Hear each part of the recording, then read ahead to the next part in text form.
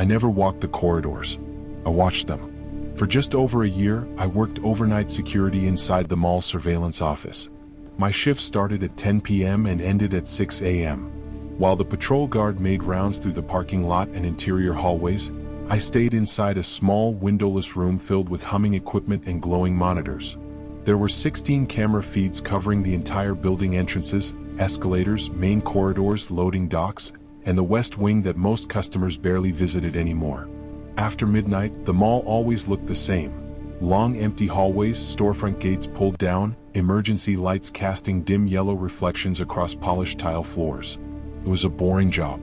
Until camera 14. It was around 12:47 a.m. when I first saw him. Camera 14 covered the west corridor, the stretch of shops that later got sealed off.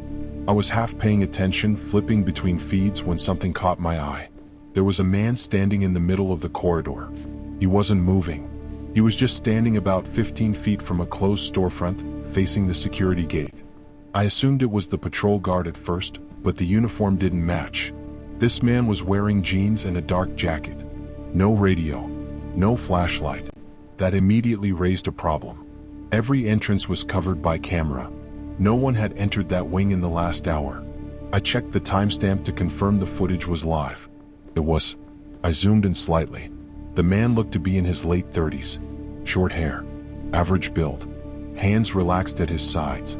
His posture wasn't aggressive or hurried. He just stood there. I radioed the patrol guard and asked for his location. He confirmed he was on the opposite side of the building. I looked back at camera 14. The man hadn't moved. Then, without flicker or warning, the lights inside the storefront he was facing switched on. The gate was still down, locked, but the interior lights came on. The man didn't react. A few seconds later, the patrol guard turned into the west corridor visible from camera 13. I switched between feeds. When the guard appeared on camera 14, the corridor was empty. The man was gone. The storefront lights were off. As soon as things calmed down, I rewound the footage. I expected to see the man walking out of frame or stepping into one of the shadows. Instead, the corridor was empty the entire time. No man. No lights turning on. Nothing. I replayed it 3 times. According to the recording, camera 14 had shown a dark, empty hallway for the last 10 minutes. But I had been staring directly at a man standing there. That was the first time I felt something close to doubt. Not fear. Just doubt. I told myself I must have zoned out. Maybe a reflection from another monitor had overlapped the screen. Maybe I was more tired than I realized. I didn't log it. 2 nights later, at almost the exact same time, he appeared again. This time he was walking, slowly moving down the west corridor. The lights inside a closed shoe store switched on as he passed. He stopped in front of it. The lights stayed on. Then he continued walking and the next storefront lit up. The pattern repeated. Lights activating one by one as he moved past them. I didn't call the patrol guard immediately. I wanted to see what happened. The man reached the end of the corridor and stopped. Then he turned his head slightly, not toward a storefront, toward the camera. Camera 14. He looked directly into the lens. The feed flickered once. Just a brief glitch. When it stabilized, the corridor was empty. I rewound it immediately. Nothing. No man. No lights. That time I logged in. I wrote down the exact time, camera number, and what I had observed. I didn't describe it as supernatural or unexplained. I wrote it as an unidentified individual observed briefly on live feed, not present on playback. Management never responded to the note.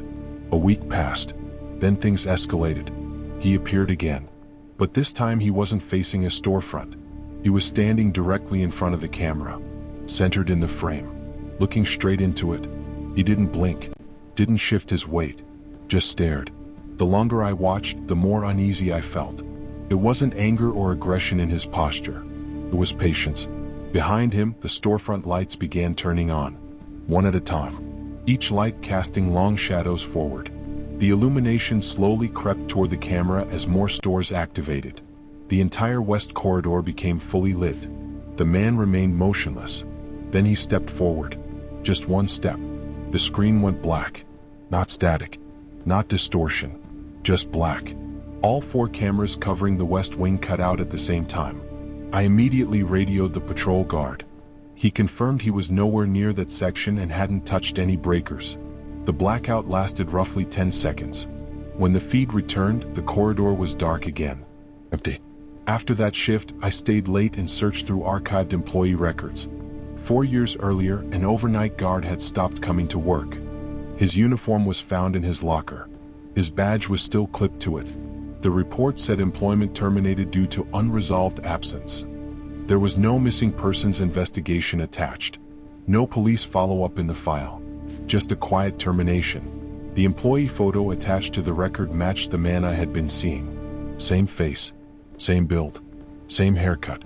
The photo was dated 4 years prior.